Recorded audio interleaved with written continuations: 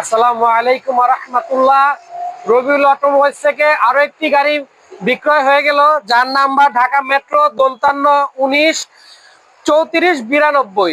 এই গাড়িটি আমরা এই বড় ভাই মোহাম্মদ নুন নবী ভাই নোয়াখালী থেকে আসছে, ভাইয়ের কাছে আমরা গাড়িটি বিক্রি করলাম। এখন আপনারা শুনেন ভাইয়ের থেকে